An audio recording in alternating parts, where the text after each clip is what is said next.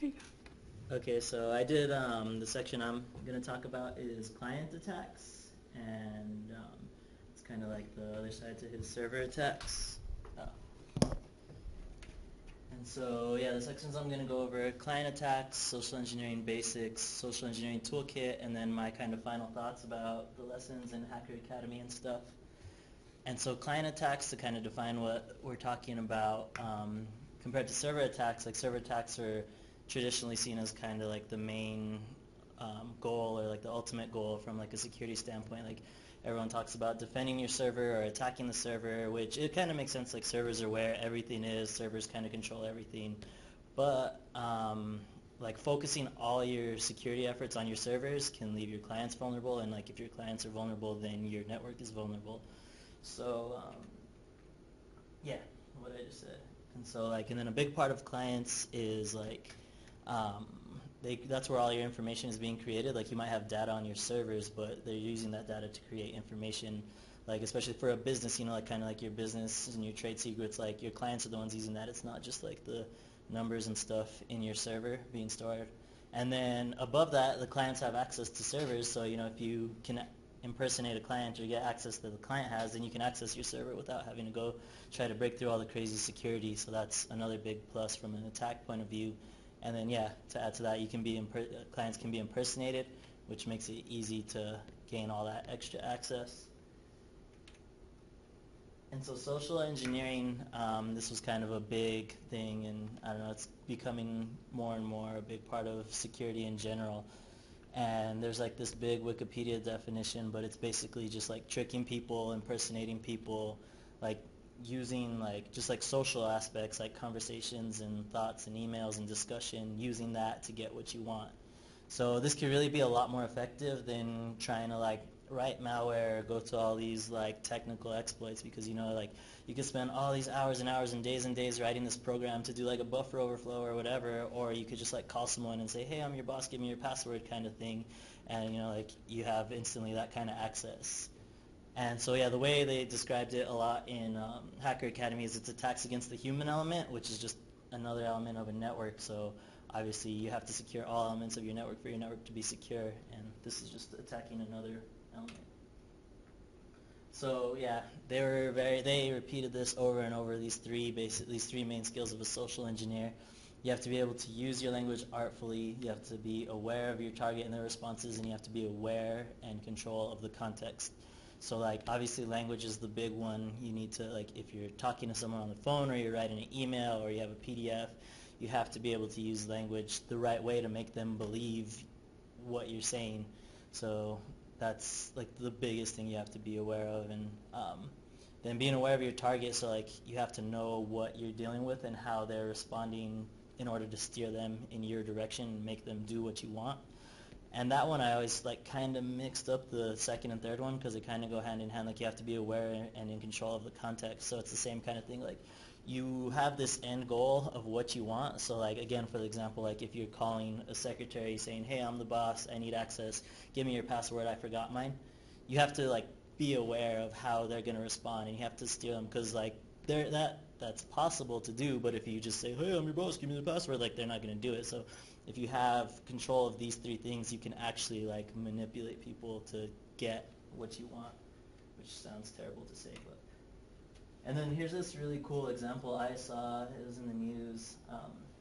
You guys can look at it, but basically there's this huge investment firm in Omaha, and I'm not going to read it to you, but you can click on it and see, like, long story short, they kind of did that. They called and emailed members of this firm, and they convinced them to send $17.2 million to China, which is like really, really crazy, I think. And it's like kind of, like the article kind of emphasizes those 3 points where like the situation was like this CEO of this company, or whoever, this like really high executive, was actually doing business in China, and he had been sending emails back and forth. So these attackers like knew that and took advantage of it and said, hey, send this money to this bank account. This wasn't anything weird or different, and they were able to actually get away with that. And it's going to be like very hard and very impossible, or not impossible, but very hard to get that money back and figure out who did it, which I thought was interesting. Like kind of, and that is just like a couple months ago, so just to kind of put that in to perspective. And yeah, the lab for that one was really weird, and I didn't do it, but I'll talk about that more later. And then the next lesson we did was the social engineering toolkit, which is really, really awesome. If you guys haven't played with it, it's in Backtrack in Cali. And if you have just like a couple hours to kill, there's like so much cool stuff in there, which is why I wanted to do a demo, but I just didn't have time. But basically, it's designed to perform attacks against the human element, like they mentioned. And it's really like the standard for this kind of stuff, because this kind of gives you an upper edge of not starting from scratch. And it has like, you kind of look at it as like templates or like formulas, but you really want to take their stuff and customize it and fit it, because like social engineering is so specific, you know, you're not just like brute forcing, like you're trying to get this one person to do this one thing to get you this one thing that you want. And so like there's lots of cool stuff in the toolkit, and it's written in Python, which I don't know, it's kind of cool. I like Python a lot, and it does a lot of stuff with Metasploit. So like, I don't know, you guys should know like Metasploit has like so much functionality, especially with attacking things. And it's really cool. Like you can like, so like, I mean, I'll go into a little bit more detail on how those two work together, but it's constantly updated, which is a big thing in security. There's like AV evasion and new attacks both that they constantly add to it, which I don't know is really helpful, because you know, if you can't get past the antivirus, then you're kind of wasting your time. And yeah, it's default on Backtracking Kali. And so yeah, this is where you find it: Kali Linux, exploitation tools, social engineering toolkit, SE toolkit, and it's all command based. And yeah, I'll go over the kind of stuff I wanted to with my demo that I didn't get to do. But basically, the way it works is it does some really cool stuff. Actually, no, hold on. I'm sorry. Let me talk about the video a little bit first more. So like the video from Hacker Academy, one of the cool things I thought was like they have like the guy went into lots of detail about all these configurations for this toolkit, which like I don't know if you guys have used like different like open source Linux tools, like getting lost in config files is like a regular thing. Like, what does this do? What does this do? Like sometimes it's really hard. So I thought that was like a real benefit of Hacker Academy, was like, oh, like they went into detail on like at least a dozen, if not more, of these different configurations. And I was like, oh, that's really cool. But then I kind of like looked into it a little bit more. So like I have this example here, this custom exe is, and so the white one is from the slide. And so the guy kind of talked about it. He said custom exe, and it's set to this legit binary, and then they show this little comment, and so I was like, oh, well, it doesn't give you a lot of info. But then he explains like, oh yeah, and it's what you use for Metasploit to kind of get through, and you can set it to whatever you want. A lot of people use calculator, but that kind of is getting detected a lot, so like you could switch it to putty or something like that. And I was like, oh cool, like real world explanation, that really helps. And then I found the actual config file, and I realized he was basically just reading the full comments from the config file and just took a few out to make it look like he was adding onto it, which, like, I don't know, I found that kind of shady and weird, but yeah, so I included the path here: user share set config is where that config file is. And if you're going to play with it, I really recommend taking half an hour or whatever, just going through and looking at those. And there's a lot of things you want to change. Like a big one is whether or not you're going to use Apache server or not, because a lot of it is doing web stuff. So like it uses just a built-in Python server, which is kind of slow and crappy. And so if you set and that's by default. So if you set it to use Apache, which if you're running it on Kali, you have Apache or whatever. So then so just like I said, that's where it is. It was kind of hard to find because it's not like Backtrack where everything is in that pen test directory. But yeah, it's in there, and like check it out if you're going to play with it. And what's the web server for? That's like for callbacks and stuff? Yeah, for different attacks, like you could like impersonate a web page or things like that. Oh, gotcha. Yeah, so I'll get into some more of those in a minute. Yeah, so here's some of the different attacks. Spear phishing attack, which I don't know if you guys probably are familiar, but you know, that's kind of like picking a specific target and like trying to impersonate someone or something and try to get their information. And so like the SE toolkit has templates and tools to build that. So like you can like so it'll wrap around Metasploit, like I was saying. So you can say like, oh, I want to do an email, and then they have email templates, or you could write your own email, and then you can pick what you want to do with that email. So like you can inject Metasploit stuff into it, and like you could attach a PDF and insert different Metasploit exploits into that, or you could put it into the actual HTML of the email, which they don't recommend doing, but it's a possibility.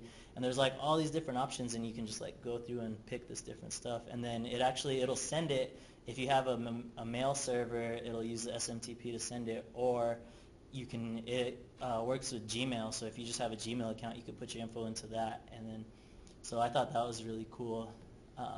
Web attacks is, again, like, to go back to that one where you would want an Apache server running. There's a bunch of different ones, but the one I thought was the coolest was this Java applet one, where it runs a Java program, and what it does actually, first you pick a website you want to clone. So like if you're trying to get information from someone from like their bank, or if you just want them to think it's a trusted site, you can tell it like, because like the one I did was just learn.unm.edu, and then it takes like 5 minutes, and then all of a sudden it has a running clone of Learn, and but then it has a few that it already has built in, so you don't have to wait. So like it'll have like Facebook or Google, and then it has like just like a default Java is needed page. And then and that's for a lot of different web attacks, but specifically this Java applet one, what it does is when someone loads that page, a little pop-up says like, hey, you need to update, or you need to run this Java program to see this page right. And then when you click run, it runs a Metasploit exploit that you pick when you're setting it up, which is really cool. And there's also like a config setting you can set in the config file where they can't say no. And so if they click cancel, it just pops back up over and over and over and over and over until they click run, which is kind of cool. And then, yeah, it'll run your Metasploit or whatever you want. And actually, one of the cool things, too, is beyond Metasploit, you can give it any exe file to run to wrap into your stuff. And all this takes forever, which is why I wasn't able to get a demo. Like, you need at least a couple hours to get, like, a working thing. But it's, like, really fun. And, like, if you have to do, like, social engineering stuff, like, definitely use it. And yeah, so to continue the web attack, you host it on your own web server, so you could just be like your local machine or whatever you want to use it on. Like you can like go out and get a domain and like actually send people there. It's really crazy. And then this other one I thought was really interesting. I had no idea this was possible. The third one is called tab nabbing, and I thought that was really cool. It's another web-based attack, and what it does is when a user clicks your link or opens a page, it gives them a loading screen and like a little animation that says, please wait while it loads. And then to kind of take it to the social aspect, like what most people do, what I do, and like you open a new tab, go do other stuff while that loads. And what it does is when you change tabs, that's when it loads your malicious page and dumps your Metasploit stuff, which I thought was really cool. I had no idea it was even possible, and kind of scared me. And so, yeah, my final thoughts on Hacker Academy, I thought it was be a really useful tool. Like if I was a penetration tester, like I would be on it all the time, and like, or at least go through them all. And like I think it gives you like a really good skill set. But I feel like there was like a good amount of it that was just kind of like trying to fill time. Like the whole like the social engineering video, like that was like a 12-minute video, and it was basically like saying a lot of the same stuff over and over again. So like that could have been like a 5-minute video or less. But I guess, I don't know, just like marketing or whatever, they feel like they need to like have longer videos.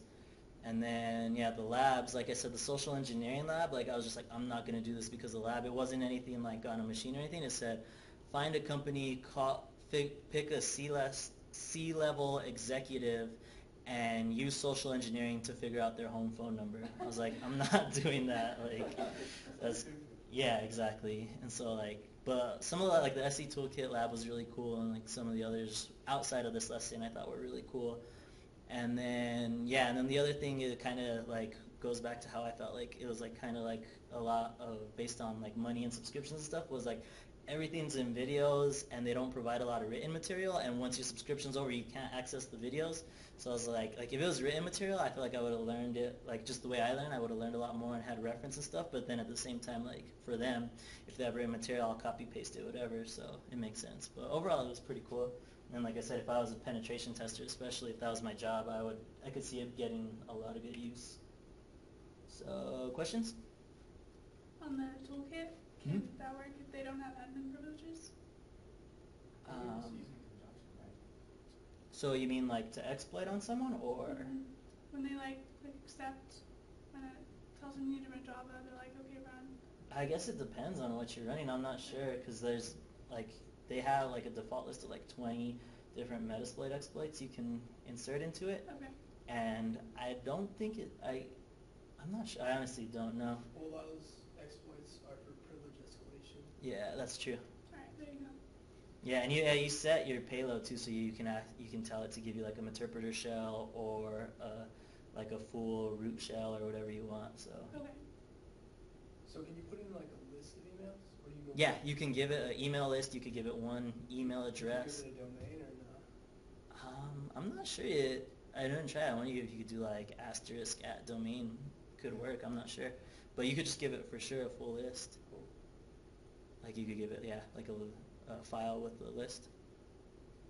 So do you use Metasploit at the same time, or is it like? No, it's all wrapped into it. It just so it goes like step by step. Like for the email one, Yeah. like the step by step is like the first is what do you want, and you can like what do you want to exploit. So you could give it you could pick a PDF Right. or like a Office like Word or Excel file with macros, or a Java file, or there's all like 15 or so of those you can pick from. And then the next step is, okay, do you want like a targeted attack or not? And so you can pick like an email, and then you pick like they have different email templates you could pick, like it says like hey mom or like things like that, or you could write your own. And then you have so like you go step by step, and so part of like it's just command line. It pops these new. It says like push 1 for this, 2 for this, and then it asks you what exploit do you want to run. It has like 1 through 20 of all these different Metasploit exploits, or 20 being custom exe. And then you said payload to it? Yeah. Okay. So it's all written into that, so you don't have to load up Metasploit. So it's like Metasploit's kind of within this. Yeah, and when you run it actually, so like I was trying to get the demo working, but I didn't have enough time. But like I was trying to get it working, and so like I was doing the Java one. And so once you finish, it opens Metasploit right there, and then you have a Metasploit shell that's listening. That's good. Yeah. So yeah, it's all in the same window and the same shell.